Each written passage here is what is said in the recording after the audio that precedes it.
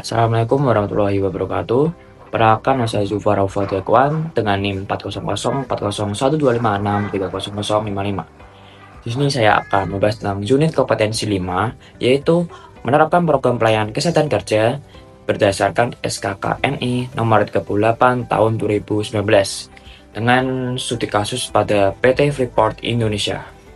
Selamat menyaksikan.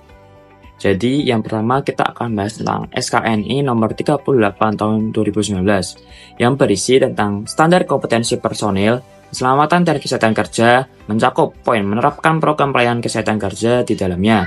Tujuan penerapan program pelayanan kesehatan kerja adalah untuk memastikan pekerja dalam kondisi sehat, mencegah penyakit akibat kerja, serta menyediakan pelayanan medis yang cepat dan tepat sehingga produktivitas kerja tetap terjaga. Selanjutnya terdapat langkah penerapannya, yaitu dengan yang pertama, identifikasi kebutuhan kesehatan kerja, yang kedua, penyusunan program pelayanan kesehatan kerja, yang ketiga, terdapat pelaksanaan pemeriksaan kesehatan kerja atau medical check-up, yang keempat, terdapat penyediaan fasilitas P3K dan layanan medis, yang kelima, terdapat tanggap darurat medis dan rujukan, yang keenam, terdapat promosi kesehatan dan edukasi pekerja, dan yang terakhir adalah dokumentasi kegiatan dan evaluasi program kerja. Selanjutnya terdapat latar belakang dari PT Freeport Indonesia. PT Freeport Indonesia merupakan perusahaan pertambangan yang memiliki risiko kerja yang tinggi, baik dari sisi keselamatan maupun kesehatan. Contoh risiko kesehatan yang sering muncul di area pertambangan adalah paparan debu, kebisingan, bahan kimia, risiko ergonomi, serta kelelahan kerja atau fatigue. Jika risiko ini tidak dikendalikan, pekerja dapat mengalami gangguan kesehatan, bahkan dapat memicu kecelakaan kerja. Oleh karena itu, diperlukan program pelayanan kesehatan kerja yang terstruktur agar pekerja tetap sehat dan produktif. Selanjutnya terdapat tujuan penerapannya, yaitu yang pertama, menurunkan angka kecelakaan dan penyakit akibat kerja. Yang kedua, memastikan pekerja fit to work. Yang ketiga, menyediakan layanan medis yang cepat dan tepat. Dan yang terakhir adalah mendukung budaya kerja selamat atau safety culture. Selanjutnya terdapat potensi bahaya kesehatan yang ada di PT Freeport Indonesia, serta program pelayanan kesehatan kerja yang diterapkan untuk mengendalikan risiko tersebut.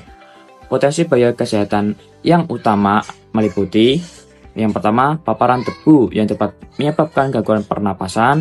Yang kedua, terdapat kebisingan tinggi yang berisiko menyebabkan gangguan pendengaran. Yang ketiga, terdapat paparan bahan kimia yang dapat menimbulkan iritasi atau keracunan.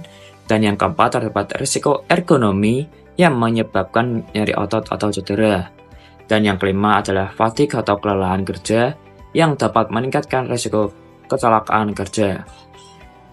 Selain itu, untuk mengatasi potensi bahaya tersebut, PT Freeport Indonesia menerapkan program pelayanan kesehatan kerja seperti medical check-up atau MCU awal dan berkala, penyediaan klinik atau medical center di area kerja, penerapan sistem P3K di setiap unit kerja, pengendalian penyakit akibat kerja atau PAK, serta melakukan pelaporan dan evaluasi data kesehatan kerja secara rutin. Dengan program tersebut, perusahaan dapat memastikan pekerja tetap sehat, risiko penyakit akibat kerja dapat ditekan, dan pelayanan medis tersedia saat dibutuhkan.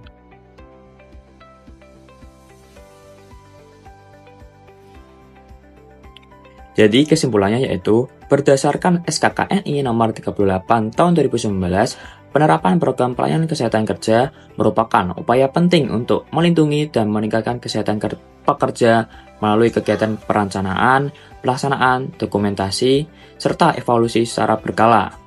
Pada PT Freeport Indonesia yang memiliki risiko tinggi seperti paparan debu, kebisingan, bahan kimia, ergonomi, dan fatigue, program ini berperan dalam yang pertama, mencegah penyakit akibat kerja. Yang kedua, memastikan pekerja dalam kondisi fit to work. Yang ketiga, meningkatkan kesiapsiagaan tanggap darurat medis. Dan yang terakhir yaitu menjaga produktivitas serta mendukung budaya kerja selamat. Dengan demikian, penerapan program pelayanan kesehatan kerja harus dilakukan secara sistematis, terdokumentasi, dan berkelanjutan untuk menciptakan lingkungan kerja yang sehat dan aman. Sekian dari saya, mohon maaf bila terdapat kesalahan dalam pengucapan atau perbuatan. Wabillahi taufiq wal hidayah. Wassalamualaikum warahmatullahi wabarakatuh.